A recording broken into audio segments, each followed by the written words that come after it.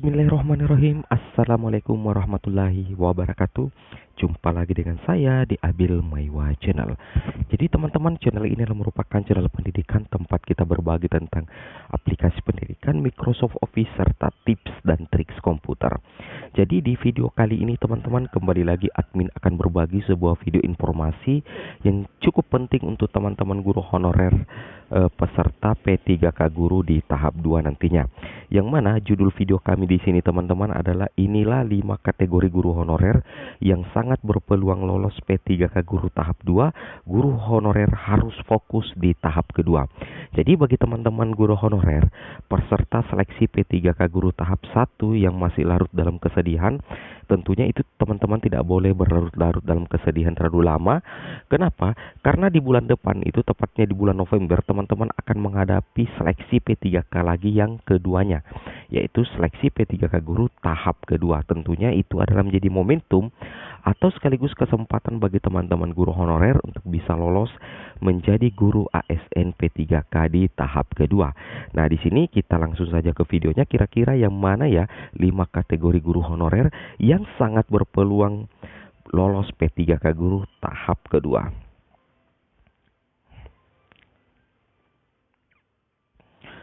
Kategori pertama adalah guru honorer swasta yang memiliki sertifikat pendidik sudah bisa memilih formasi di tahap kedua nanti.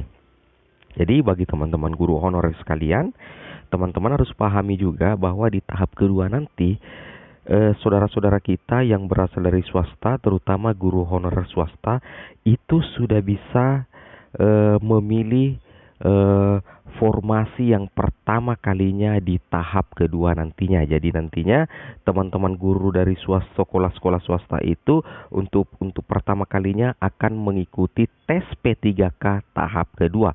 Tentunya guru honorer swasta itu memiliki peluang yang sangat besar untuk lolos menjadi guru ASN P3K di tahap kedua nantinya. Salah satu alasan mendasarnya adalah karena guru honorer swasta itu memiliki sertifikat pendidik, teman-teman ya. Guru honorer swasta itu kalau kita ketahui bahwa adalah merupakan sebuah kenyataan yang harus kita terima bahwa teman-teman dari swasta itu sebahagian besar itu tentunya memiliki sertifikat pendidik.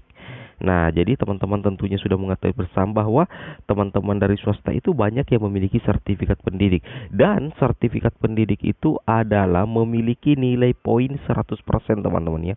100% untuk kompetensi teknis. Nah, luar biasa sekali ya.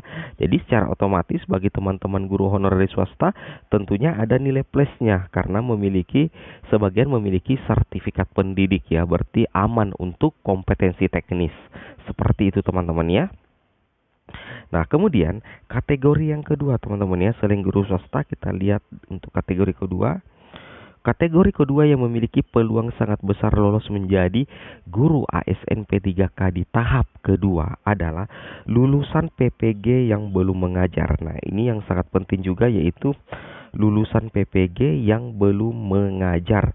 Nah, jadi teman-teman ketahui bahwa lulusan fresh graduate, yaitu lulusan PPG, itu adalah teman-teman calon guru yang sudah memiliki sertifikat pendidik teman-teman ya, karena telah menyelesaikan pendidikan profesi guru prajabatan. Tentunya di tahap kedua nanti teman-teman lulusan PPG itu sudah bisa mengambil bagian atau ikut serta dalam seleksi P3K guru tahap yang kedua.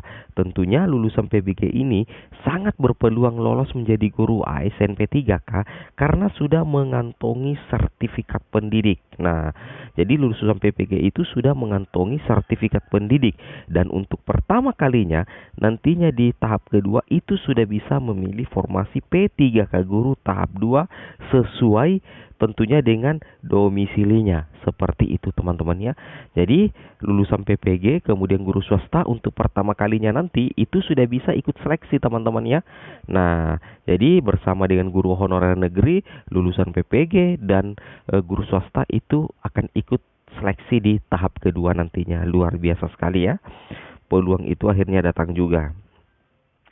Kemudian yang ketiga, kategori yang ketiga teman-teman yang berpeluang lolos adalah di sini guru honorer negeri Nah, kita lihat guru honorer negeri yang lolos passing grade di tahap pertama.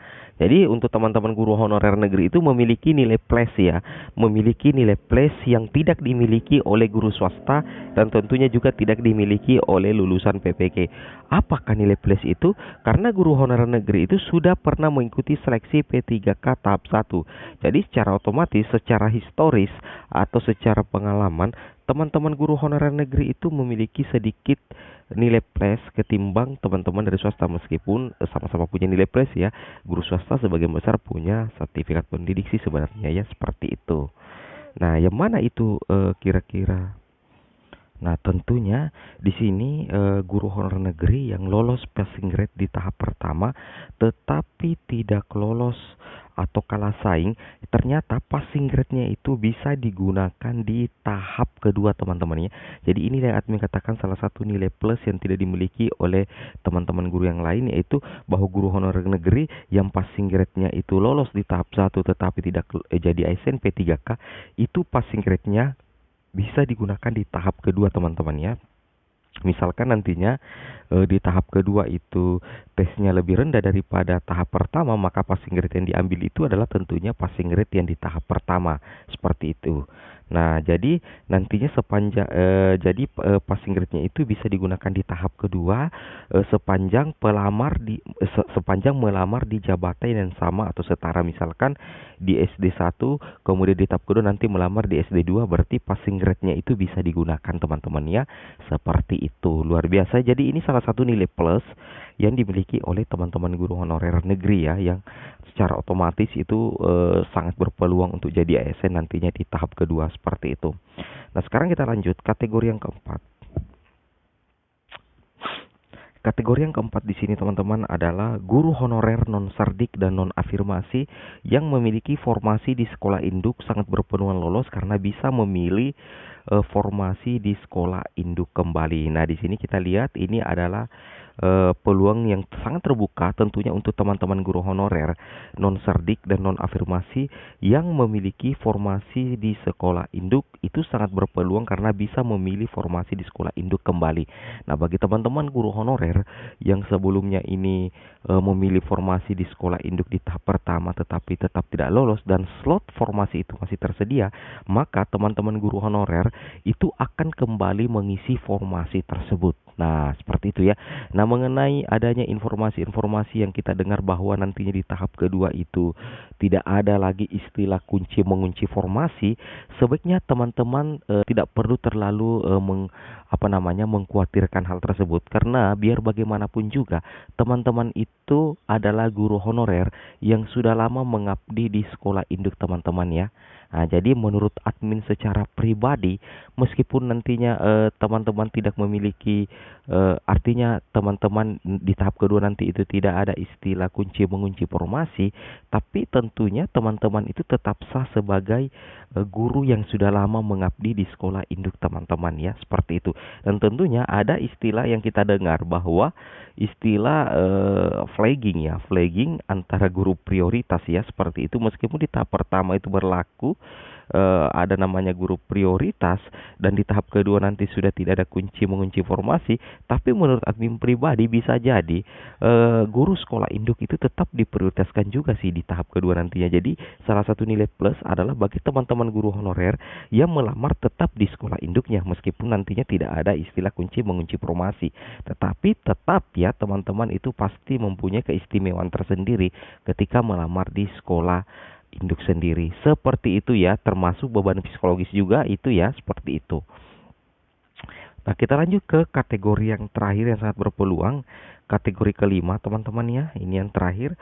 Yang kelima itu adalah guru honorer negeri yang memiliki afirmasi itu tetap bisa memaksimalkan afirmasi di tahap kedua sehingga peluang tetap besar ya. Seperti ini, baik itu afirmasi K2, usia, serdik, seperti itu ya, tetap bisa digunakan di tahap kedua. Kemudian yang membuka peluang teman-teman lolos kan adalah adanya penurunan nilai ambang batas. Misalkan guru kelas kan kemarin itu 320. Jadi sekarang itu sisa 270, sehingga secara otomatis teman-teman tentunya punya peluang emas untuk melewati passing grade 270 nantinya di tahap kedua. Seperti itu teman-teman ya.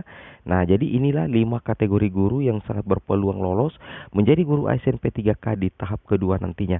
Semoga video ini bermanfaat. Jangan lupa like, comment, and subscribe. Assalamualaikum warahmatullahi wabarakatuh.